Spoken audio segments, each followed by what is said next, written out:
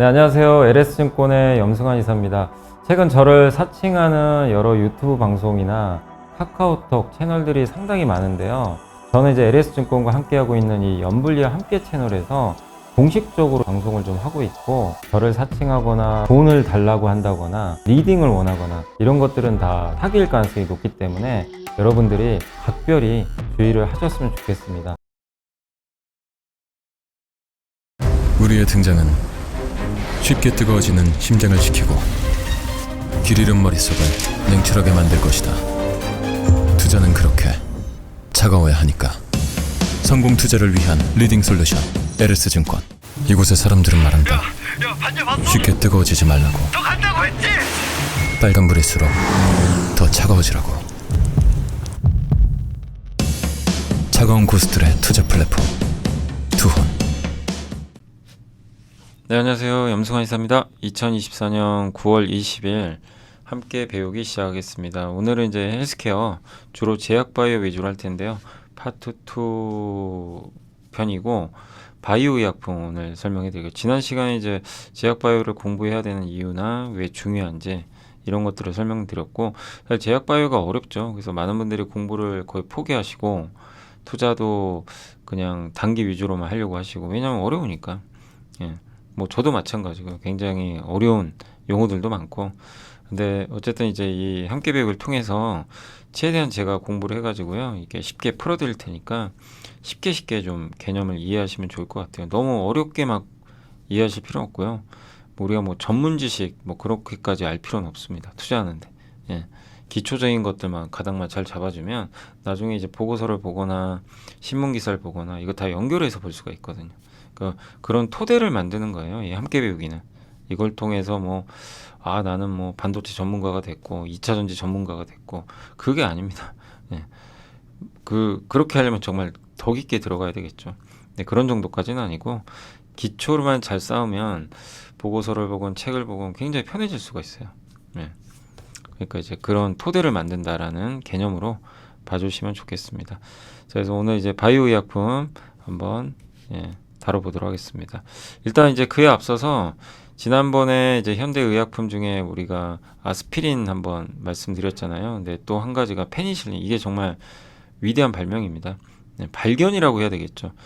예전에 유럽에서 흑사병이 생겼고 1차 세계대전이 터져서 많은 사람이 죽었잖아요. 그때 죽은 이유는 결정적인 게 그 박테리아에 감염돼서 그래요. 미생물에.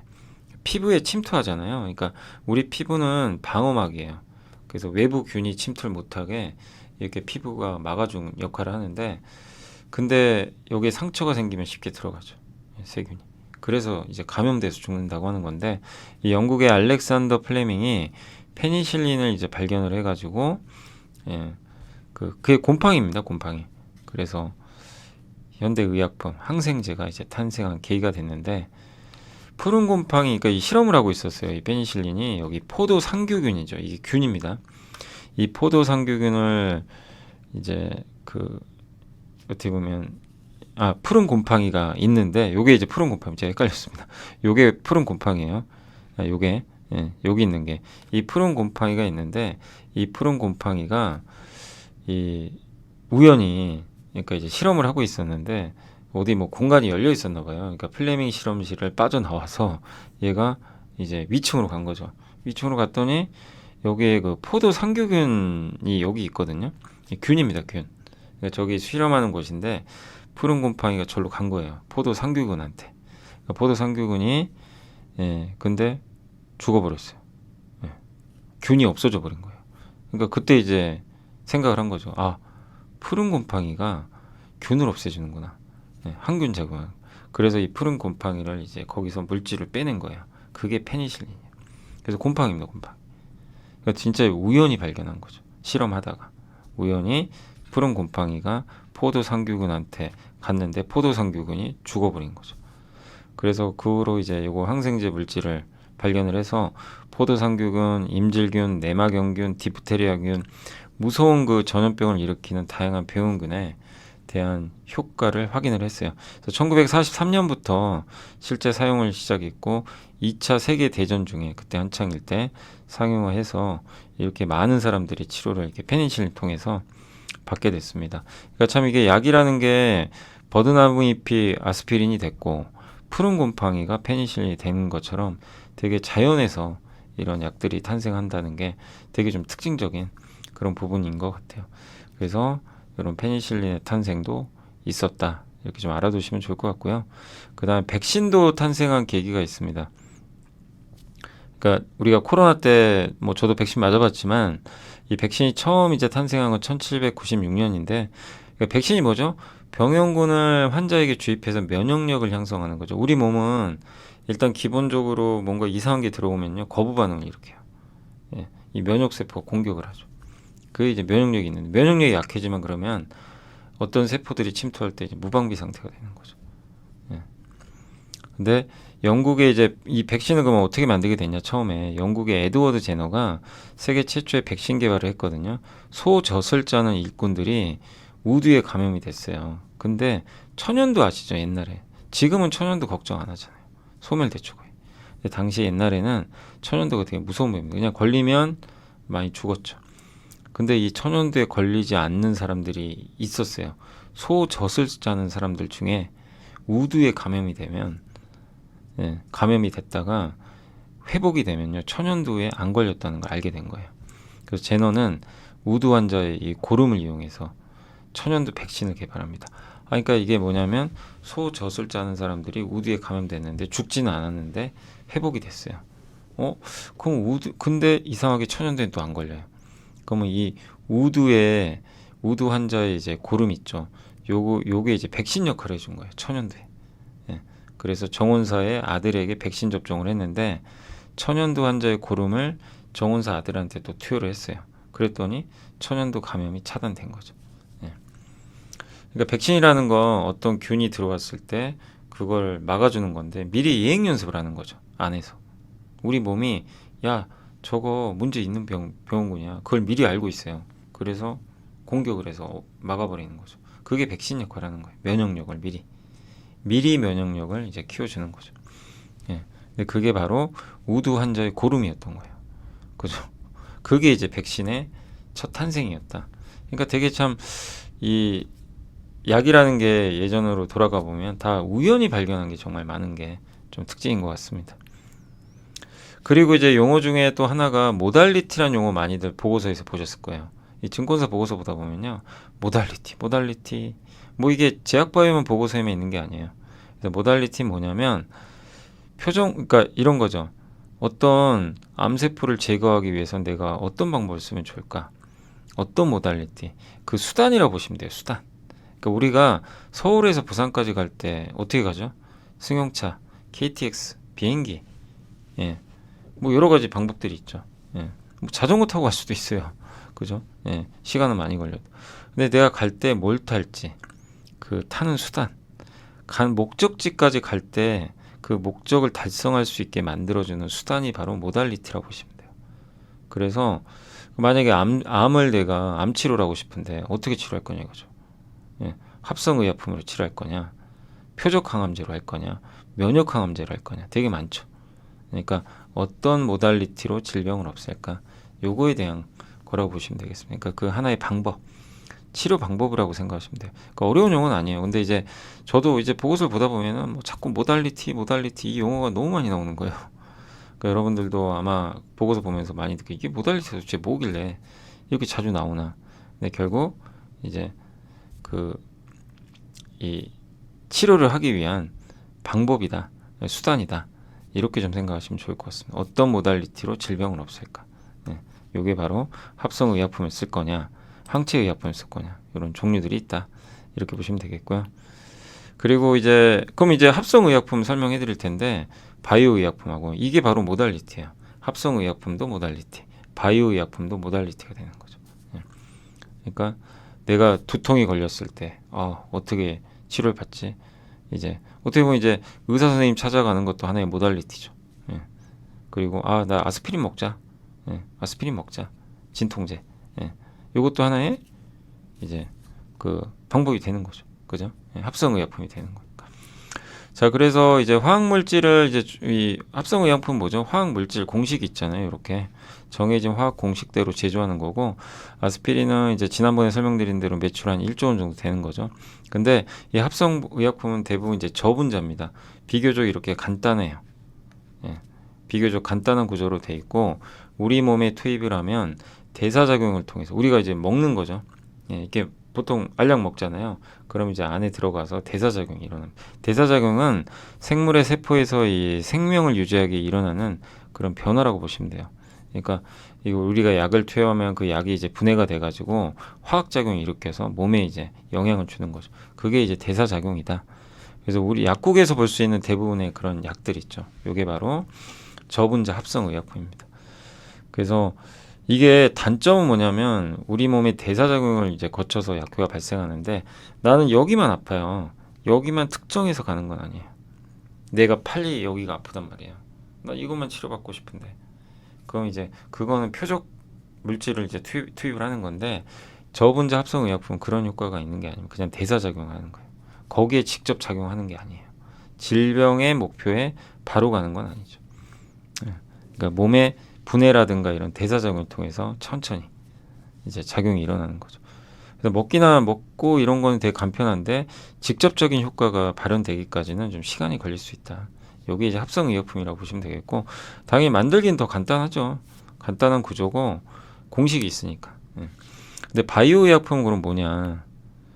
다르죠. 바이오의약품은 어떤 형체가 있는 게 아니에요. 저런 공식이 없어요. 이게 여기 있죠. 이게 바이오의약품이에요. 이게 무슨 모양으로 보이세요? 되게 막 복잡해 보이죠. 바이오의약품은 한마디로 수많은 2차원 형태의 펩타이드가 모여서 만들어진 고분자 의약품이라고 하는 거. 고분자예요, 일단. 그래서 여기서부터 좀 머리가 아프죠. 또 펩타이드는 또 뭐고, 고분자는 또 뭐고. 네, 아무튼 복잡하다. 그러니까 대부분 3차원 형태의 단백질이다, 이렇게 생각하니까 우리 몸에 있는 단백질 있죠. 뭐 세포 이런 게 다 바이오예요. 바이오의약품을 뜻하는 용어고, 그러니까 펩타이드는 생명체로 우리 몸에 아미노산이 있잖아요. 그 아미노산, 그 배열을 우리가 펩타이드라고 합니다. 또. 그래서 펩타이드는 나중에 또 한번 그 설명을 한번 해드리고요. 일단은 어쨌든 바이오의약품은 그런 단백질 같은 이런 걸 통해서 이제 약을 만드는 형태라고 보시면 되겠습니다. 그러니까 구조가 정해진 게 아니에요. 근육, 인슐린, 항체 이런 거 다 단백질이고요. 예. 근데 이런 바이오 의약품이죠. 단백질 형태 이런 의약품은 아까 합성 의약품과 다르게 대사작용이 아니라 직접 그 자체의 역할을 해요. 약으로서. 그래서 거기 목표물로 가거나 그걸 타겟팅하는 거죠. 그러니까 바이오 의약품은 그 어쨌든 만들기는 굉장히 까다로울 수밖에 없죠. 어떤 구조가 있는 게 아니니까. 살아있는 생명체를 이용하는 거죠. 그래서 제조보다 키운다는 표현이 오히려 적합하다고 합니다. 제조보단 바이오약품을 제조한다, 이거보다 바이오약품을, 그러니까 생명체를 키우는 거예요. 살아있는. 그러니까 단백질 같은 거 키우고. 배양한다 그러죠, 보통. 우리가. 그래서 제조보다 키운다는 표현이 좀 적합한. 그러니까 합성의약품은 말 그대로 제조고, 얘는 배양을 해서 육성을 하고, 뭐 예를 들면 생명체를 이용한다. 그래서 같은 원료를 써도 생산 공정에 따라 결과물이 달라지고, 빛이나 열에 매우 민감해서 냉동이나 냉장 보관해야 됩니다. 우리 코로나 때 백신 그거 이제 들어왔을 때 모더나 같은 거 어떻게 했어요? 제일 문제가 그거 있죠. 냉동 보관. 보관을 잘해야 되는 거죠. 그 질병의 기전을 목표로 해서 이제 정맥이 주사 방식으로 갑니다. 그러니까 그 질병의 원인이라든가 질병 목표물을 향해서 가는 거죠. 그것만 타겟팅을 하는 거죠. 그래서 주사 형태로 넣게 됩니다. 알약 형태보다 이제 주사를 맞게 되고요. 바이오의약품 시장 규모는 22년 기준으로 660조 원이나 되고, 글로벌 10대 의약품도 7개가 바이오의약품일 정도로, 어쨌든 사실상 우리 제약바이오에서는 합성의약품보다는 사실 바이오의약품이 더 시장은 큰 편이다. 물론 합성의약품을 여러분이 이렇게 보시면 그럼 합성의약품 별로 안 좋은 건가? 이럴 수 있지만 아니에요. 합성의약품도 중요합니다. 그것도 FDA 승인을 받고 있고 시장도 나름대로 커요. 다만 이제 상대적인 비교에서 바이오의약품의 중요성이 좀 더 커지고 있는 그런 트렌드다라고 보시면 되겠습니다. 그러니까 어느 건 하나 중요하지 않은 건 없어요. 만들기가 훨씬 까다롭고, 그 다음에 이제 바이오의약품의 아까 말씀드린 대로 좀 긍정적인 부분은 세포가 서로 작용하는 곳에 그러니까 직접적인 역할을 보여요. 이 바이오 의약품은 각각의 역할이 있어요. 그 찾아가서 야 너 쟤 죽여, 저 암세포 죽여. 감기가 왔네. 야 감기를 일으키는 쟤를 좀 차단 좀 해. 역할이 다 있어요. 각자의. 합성 의약품은 이제 대사작용을 하는 거고. 그래서 타겟 역할을 한다. 그래서 저분자 합성 의약품은 굳이 나는 감기에 걸려서 감기만 치료받고 싶은데 우리 그 보통 수면제 같은 것도 좀 들어간다 그러죠. 막 졸리죠. 하나 안 졸리면 안 되는데 이 감기약을 먹으면 어떻게 되죠? 졸리죠. 예. 그런 것처럼 부작용이 일부 생겨요. 왜냐하면은 그것만 타겟을 하는 게 아니니까. 그래서 우리가 보통 표적 치료제 뭔가 타겟팅을 한다. 이게 대부분 단백질 형태의 바이오 의약품이다. 그러니까 이제 명확하게 좀 구분 가시죠. 하지만 대규모 생산이 어렵고 그리고 저분자 합성 의약품 2차원 형태라 설계도만 있으면 대량으로 찍을 수 있는데 이건 쉽지 않습니다. 그래서 질병의 원인이나 뭐 그런 걸 알아도 어떤 질병인지 그걸 정확하게 알아도 그 질병의 문제점 있죠. 어떤 것 때문에 문제가 생겼는지 그곳에 정확하게 반응하도록 단백질을 설계를 해야 되는데 굉장히 그게 난이도가 높다라고 합니다. 그래서 바이오 약품 좀 어렵고 그 다음에 이제 우리가 요걸 좀 많이들 들어보셨을 거예요. 항온과 항체 많이들 들어보셨죠. 항온이 뭐죠? 병원균이에요. 균 아까 박테리아 균 같은 거. 그러니까 면역 반응을 일으키는 물질입니다. 얘처럼. 예. 우리 몸이 깜짝 놀라죠. 체내에 들어오면 이물질로 간주를 해서 병원균, 바이러스, 단백질도 항온이에요. 그러니까 몸에 뭔가 들어오면은 일단 면역세포가 일단 판단을 하게 되는 거죠. 근데 어쨌든 병원균, 바이러스, 단백질 이런 게 다 항온이다. 체내에서는 이물질로 간주해요. 그래서 이제 자꾸 거부 반응을 일으키는 거죠. 항체는 뭐냐면 저 항온이 투입됐을 때 쟤한테 이제 반응하는 단백질이에요. 그래서 특정 항온이 있죠. 뭐 예를 들면 코로나 바이러스가 침투하면 저것만 막아라. 그게 항온입니다. 높은 특이성이 있어요. 그거에만 반응해요. 뭐 흑색종이 생겼어요. 흑색종. 그러면 흑색종을 없앨 수 있는 야, 넌 저것만 타겟팅을 해서 차단시켜. 암세포를 더 이상 성장하지 못하게 막아. 이런 거죠. 그래서 항체는 방패 역할 같은 걸 한다. 항체가 이렇게 생겼어요, 실제. 안티바디라고 하더라고요, 영어로. 이게 되게 좀 희한한 모양으로 생겼죠. 요게 이제 항체라고 합니다. 항체가 생긴 모양이 저런 식으로 많이 생겼다고 하더라고요. 그래서 병원균과 독성 물질로부터 우리 몸을 보호해주는 방패 역할을 한다. 막아주는. 아니면 막거나 유도 미사일 역할을 해서 없애버려요. 저거를 공격해서. 그게 항체다. 그래서 항체가 상당히 중요한 거죠. 근데 우리 그 mRNA 백신, 요게 코로나 백신이잖아요. 그래서 요걸 좀 뭐 간단히 설명을 해드리면 요게 이제 기초과학연구원에 나왔던 자료인데 코로나19 바이러스는 그러니까 이것만 이해하시면 돼요. 저도 이거 처음 보고 이해가 좀 잘 안 되는데 간단히만 이해하시면 됩니다. 코로나19 바이러스는 표면에 요 보이세요? 요 무슨 뭐 우리 그 이렇게 다트 있죠, 다트 던지는 것처럼 그 돌기가 이렇게 있어요. 이게 코로나 바이러스가 이렇게 생겼어요. 돌기 바이러스가 여기 겉에 붙어 있어요. 그래서 그걸 이용해서 그게 스파이크 단백질이에요. 그게 우리 몸에 들어오는 거예요. 그래서 코로나균이 이제 우리 몸에 확산되는 건데,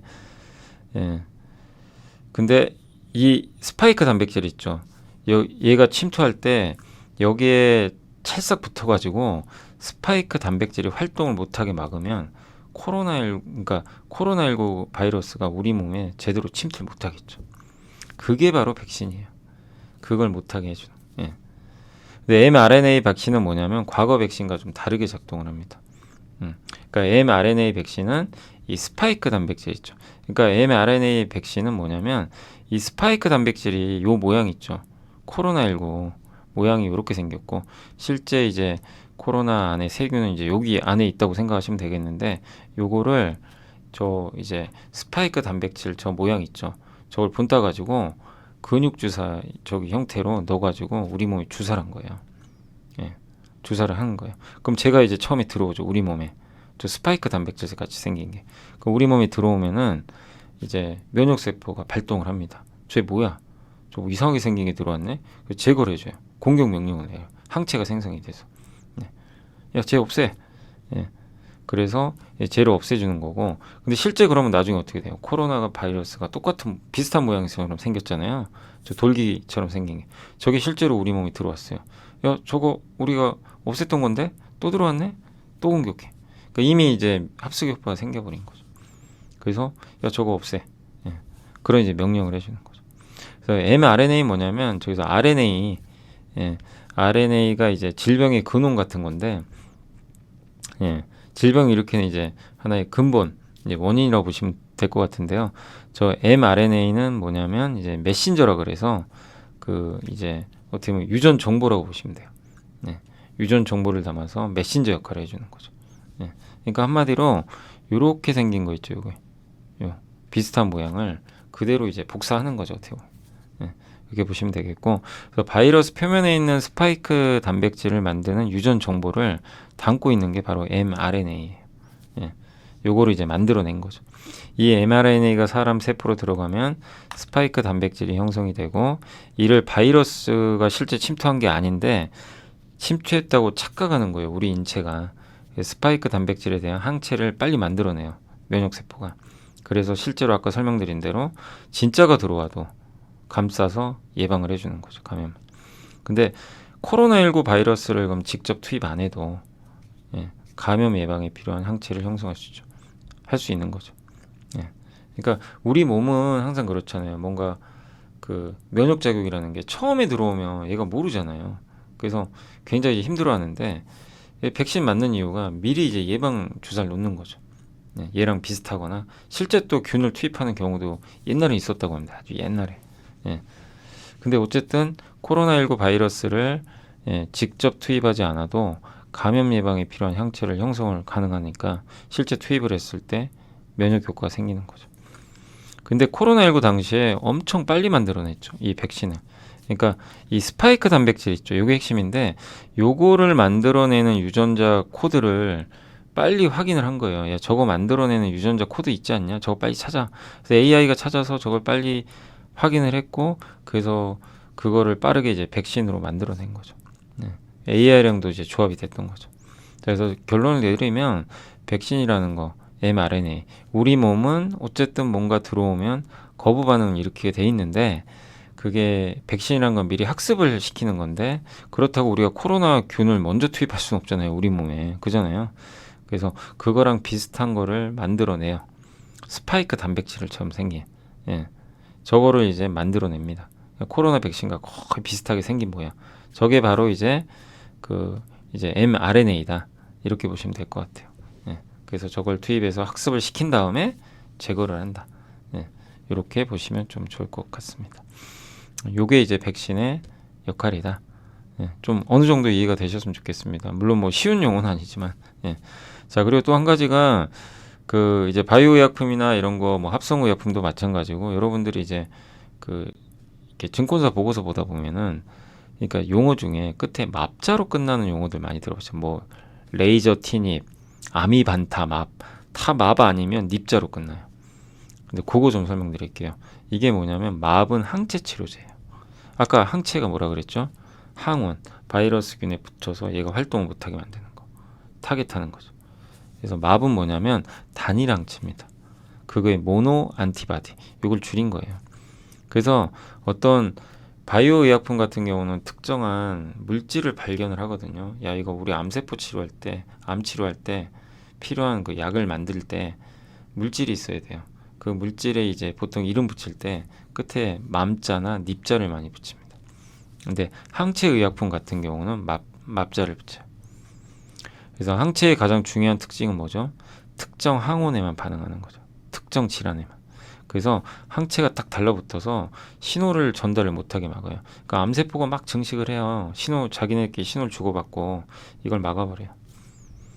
그래서 표적 치료제로 주로 항체를 많이 사용을 하는데, 대표적인 게 이제 존슨앤존스의 레미케이드인데, 이게 인플릭시 맙이라고 써있죠. 그러니까 맙자가 들어가 있네? 이게 원성분명이에요. 그러니까 레미케이드는 뭐냐면요, 이것도 많이들 헷갈리실 거예요. 아니, 레미케이드는 또 뭐고 인플릭시맙은 또 뭐냐. 레미케이드는 제품명이에요. 제품명. 이름, 이 약의 이름이고 우리가 실제 판매하는. 예. 그러니까 여러분들이 만약에 뭐 삼성전자가 갤럭시 스마트폰 뭐 갤럭시 S10을 내놨잖아요. 그건 우리가 사는 이름이죠. 제품명이고, 근데 그 전에 가명을 지어요. 만들기 전에. 야, 이거는 코드명 J로 하자. 뭐 이런 식으로. 예. 자, 그러면 이제 그 J라는 거는 가명인데 실제 우리가 사는 거는 갤럭시 S잖아요. 예, 그런 식으로 보시면 돼요. 그래서 요 인플렉시맘은 이제 성분명이라고 보시면 돼요. 이 물질, 이 신약의 물질 이름이 인플렉시맘이다. 그래서 이건 자가 면역 질환 치료제, 예, 면역 치료제고요. 로슈의 허셉틴, 요것도 판매 용어입니다. 근데 트라스투맙, 이름이 좀 어렵죠. 트라스투주맙 맞나요? 저도 이게 발음하기 너무 어려운데 이건 유방암 치료제예요. 그러니까 유방암에 특화돼서 저게 항체가 저 항원에 붙어서 이제 이 암세포가 증식을 못하게 막거나 치료를 해주는, 네, 그런 거라고 보시면 되겠습니다. 그리고 에브비 휴미라, 이거 정말 유명한 제품이죠. 자가면역 질환 치료제고 한때 세계 1위 매출을 달리던 그런 건데, 요게 바로 아달리무밥 이렇게 돼 있죠. 네. 요게 바로 이제 항체 치료제라고 보시면 되겠고, 항체 치료제도 시장이 굉장히 큰 편이죠. 네. 그래서 끝에 맙자가 들어갔다. 아, 그러면 이거 항체 치료제구나. 이렇게 생각하시면 돼요. 주로 주사제예요. 요거는. 저 항체 치료제는요, 주사로 맞습니다. 대부분. 그래서 보면 이 병으로 이렇게 돼 있죠. 유리병. 여기 이제 주사 딱 꽂아가지고 정맥 주사 같은 거 만든 거죠. 예. 그래서 한마디로 항체 치료제는 이렇게 아이들, 예. 이게 이 나쁜 아저씨 빌런, 이 빌런이 이제 활동을 못하게 이렇게 주변을 막 둘러싸가지고 막아주는, 예. 그 역할을 하는 게 바로 항체 치료제다. 이렇게 이해를 하시면 좋을 것 같아요. 그 다음에 또 한 가지가 이제 항체 치료제 표적 항암제가 있어요. 표적 항암제. 이게 뭐냐면 닙, 끝에가 닙자로 끝납니다. 네. 이 닙은 뭐냐면 한 놈만 팹니다. 이게 뭐냐면 티로신, 이것도 좀 어렵죠. 티로신 키나제 억제제가 뭔지 아세요? 저도 이거 처음 보고 이게 도대체 뭔 소린가 했는데, 이게 티로신 키나제 효소라는 게 있어요. 그냥 이 용어가 있다고 생각하시면 돼요. 네. 그러니까 아무튼 티로신 키나제 이 효소가 암세포를 막 증식시키는 거예요. 암세포가 자가 복제하죠. 엄청 성장하죠. 그래서 사람이 죽잖아요. 그걸 하게 하는 것 중에 하나가 티로신 키나제라고 합니다. 그럼 이거를 억제해야 될 거 아니에요. 그게 바로 닙이에요. 이거 억제해 주는 거. 암세포가 증식 못하게. 예. 그래서 작은 분자 화합물로 세포 내부로 쉽게 침투 가능하고, 예. 이 닙은 화학적으로 합성하는 거예요. 그러니까 어떻게 보면 이 맙 있죠. 맙은 바이오 약품 같은 거죠. 이게 주사제로 항체 치료제고, 예, 닙은 이 화학적으로 합성을 해서 만듭니다. 근데 얘는 한 놈만 패요. 저 티로신 키나제가 활성 이제 못하게, 증식 못하게 세포 신호를 전달을 방해하는 거죠. 그래서 대표적으로 이번에 우리 그 유한양이 큰일을 해냈잖아요. 폐암 치료제 렉나자. 예, 렉나자 있죠. 저것도 레이저 티닙으로 끝나죠. 닙자로 끝나죠. 저 성분명이. 대표적 폐암 치료제, 지금 미국에서 제일 많이 팔리는 폐암 치료제 1등이 타그리소죠. 저거를 유한양이 겨냥해서 만든 거죠. 타그리소의 성분명은도 오시머티닙이에요. 닙자 들어갔죠. 예. 그러니까 맙은 단백질 큰, 아까, 예, 생물학적 공정통에서 주사형으로 가는 거고, 닙은 먹는 형이 경구형이고 화학적 합성 통해서. 그렇다고 이게 더 그러면 이게 더 좋은 거 아니냐, 그렇게 보실 필요 없어요. 제가 너무 그렇게 구분 짓지 말라고 그랬습니다. 그래서 레이저티니까 오시머티닙, 닙자 들어간다. 그러면 아, 먹는 거구나. 그리고 한 놈만 패는구나. 유호성 씨 생각하면 되죠. 옛날에 제가 갑자기 한 놈만 패하면 항상 그 생각이 나가지고, 그 옛날에 주유소 습격 사건, 그죠? 거기서 너무 유명했죠. 예. 그래서 예. 티로신 키나제가 요 놈이 암세포를 아주 무한증시키는 그냥 못된 놈이라고 생각하시면 되는데, 이 놈을 그냥 닙이라는 게 찾아가서 그냥 한 놈만 팬다. 예. 너 성장하지 마. 예. 그렇게 생각하시면 될 것 같습니다. 그래서 대표적으로 아스트라제네카의 타그리소가 이게 매출 7.7조 원이나 되고요. 비소세포 폐암 치료제로 FDA 승인을 받았고, 유한양의 이번에 렉나자가 레이저티닙 있죠. 요걸로 이제 우리나라에서 승인을 받았고, 예, 이제 얀센의 아미반타막과 같이 병행해서 FDA 승인을 받은 거죠. 근데 렉나자 단독으로는 한국에서 승인 받았습니다. 또 HLB 아시죠? 안타깝게도 아직 FDA 승인을 좀 못 받았지만 리보세라님 닙자 들어갔죠. 그럼 요거예요. 표적항암제입니다. 표적항암제. 표적항암제. 저것만 그 티로신 키나아제만 찾아가는 놈이에요. 예. 그래서 리보세라닙이에요. 이름이. 그래서 아직은 그 FDA 승인을 아직 못 받았기 때문에 상품명이 나온 건 아니고요. 중국에선 승인을 받았어요. 위암으로. 위암, 간암, 뭐 대장암 이런데 적응증이 다 있는데 위암용으로는 이제 중국 승인 받았고 이번에 아마 이제 미국 쪽에는 간암 치료제로 중국의 항서제약과 같이 해가지고 지금 이제 승인을 좀 기대를 하고 있는 거죠. 그래서 이런 닙자, 그러니까 많은 분들이 또 이게 어려워하는 게 도대체 이거 이름이 너무 어렵다. 뭐 닙자는 뭐고 맙자는 또 끝에 뭐고 왜 이렇게 용어들은 무슨 뭐 우리가 처음 듣는 용어들이 막 이상한 용어들이 많다 보니까 너무 어려웠는데 결국 요 두 개로 압축하시면 돼요. 맙 아니면 닙이 많아요. 맙은 항체 치료제구나. 흔히 말하는 바이오 의약품의 대표적인 주사제로 맞고 그 다음에 항체는 특정 항원에 딱 붙어가지고 신호 전달 자체를 막아버리는 거구나. 표적 치료제로 주로 항체를 많이 사용하고 합성 쪽도 있어요. 그게 닙이고 대신에 얘는 티로신 키나제라는 놈을 그냥 찾아가서 무조건 못하게 암세포 증식을 못하게 막아준다. 대표적으로 유한량의 렉나자가 있구나. 그리고 저기 보면 다 알약 형태죠. 먹는 약이에요. 이렇게 돼 있다고 보시면 되겠습니다. 좀 이해되시죠? 그리고 또 한 가지 알아두실 만한 용어가 내성이 있습니다.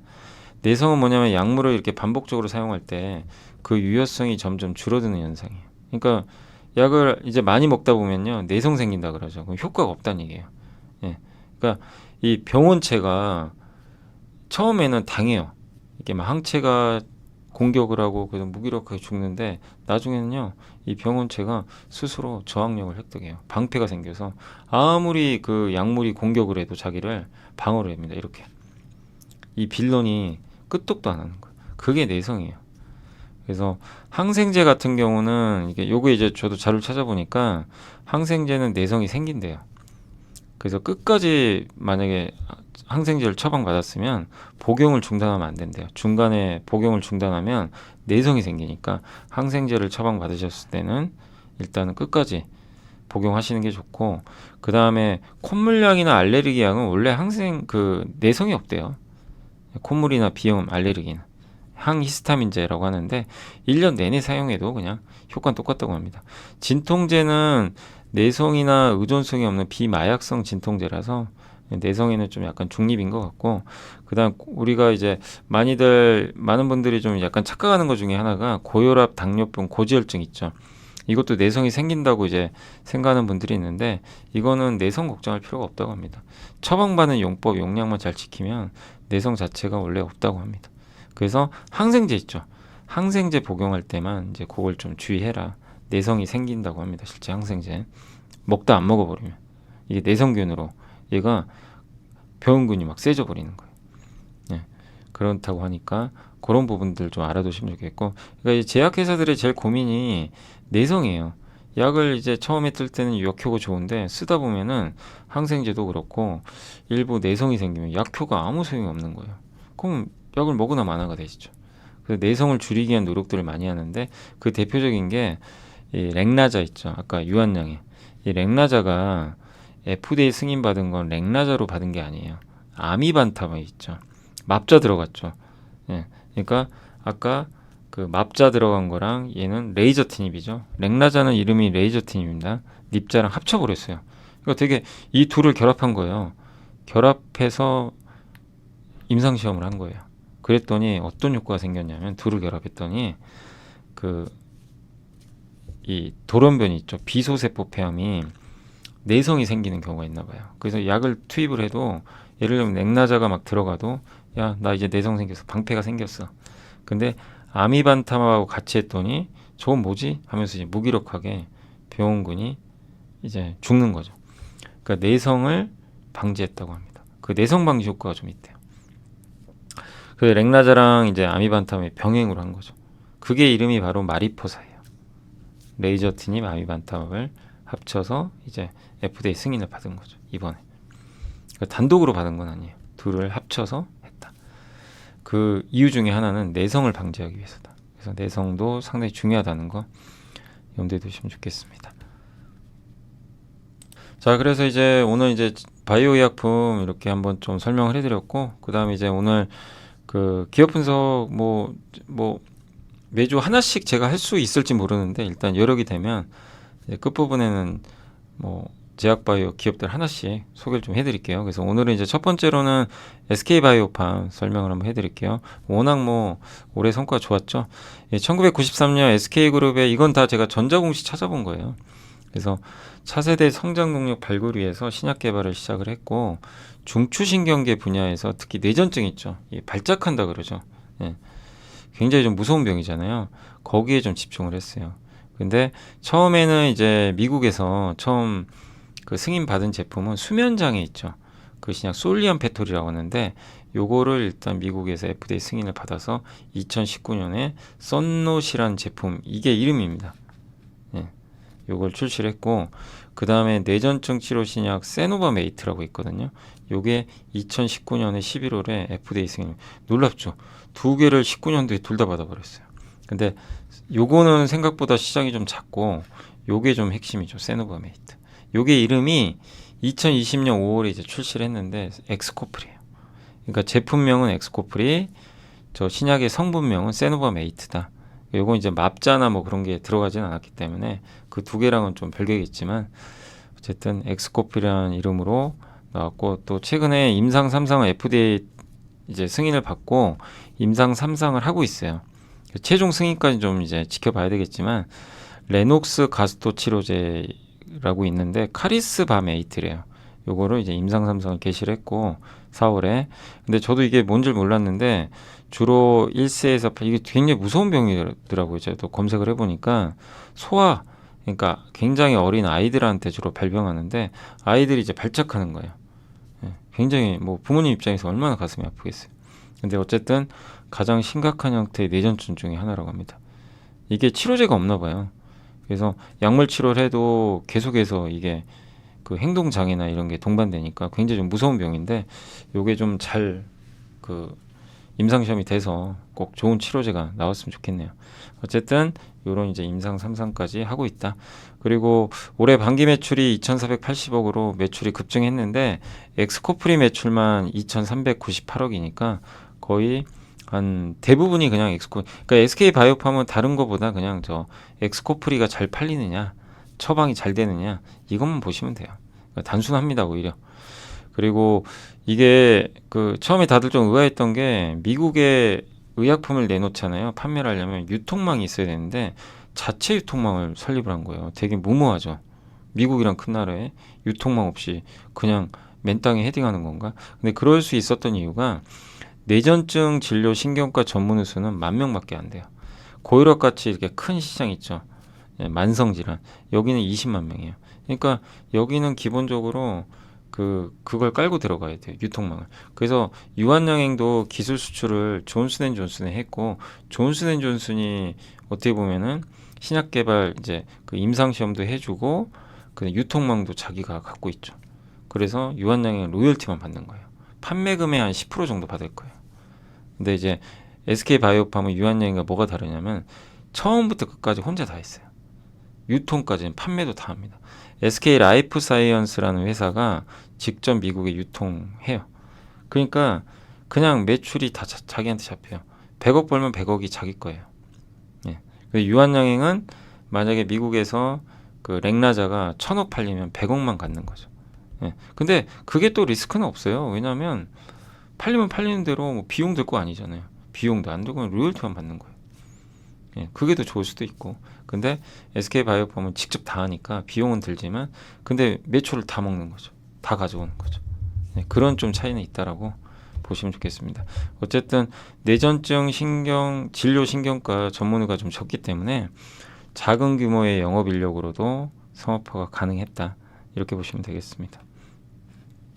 근데 이게 중추신경계 질환이 이제 이 한마디로 CNS라고 하는데, 이게 우울증, 조현병, 뭐 뇌전증. 근데 블록버스터 이쪽 시장이 그러니까 매출 1조가 넘는 제품들이 많이 나오고 있대요. 의약품들이.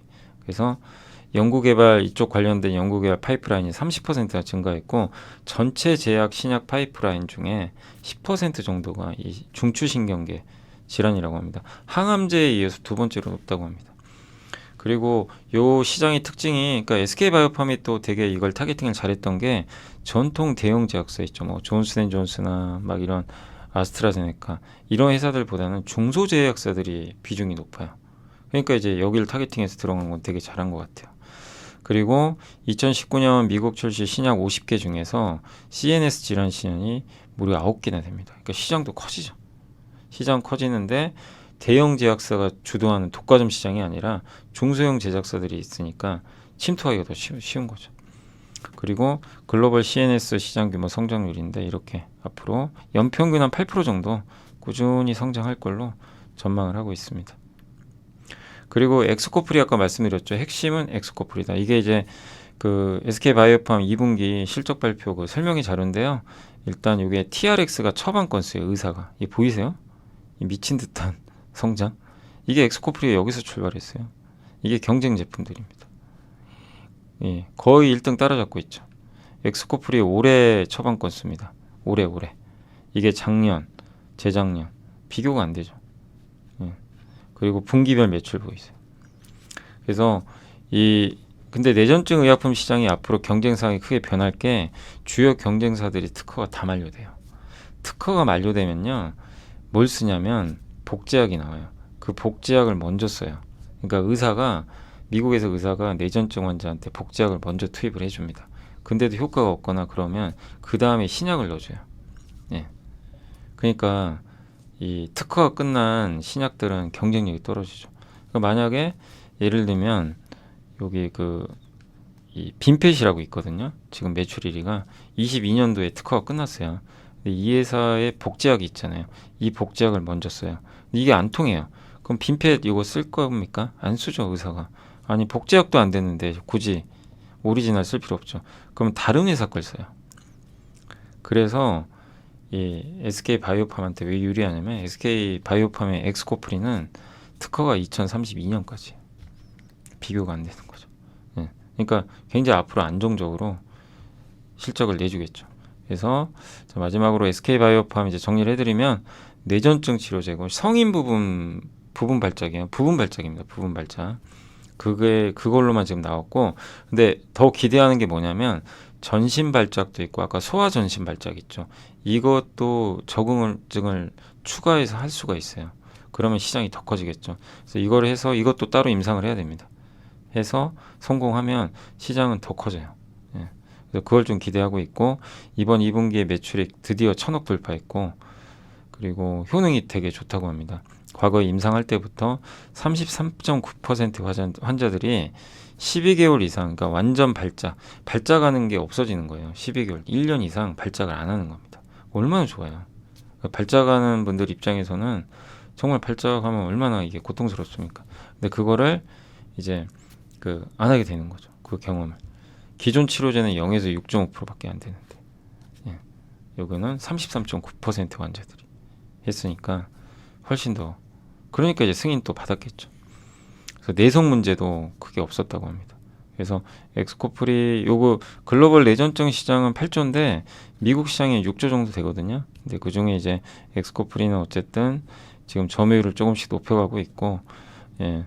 아까 설명드린 복제약 먼저 처방한 다음에 오리지널 처방한다. 아까 그게 그 내용이고, 그 다음에 1등 기업 빈펫은 특허 만료 이후에 매출이 68%나 급감을 했고요. 실제 매출 떨어지죠. 특허 끝나니까. 경쟁사 하나 있는 게 브리비액트라고 있어요. 얘도 26년에 특허 끝납니다.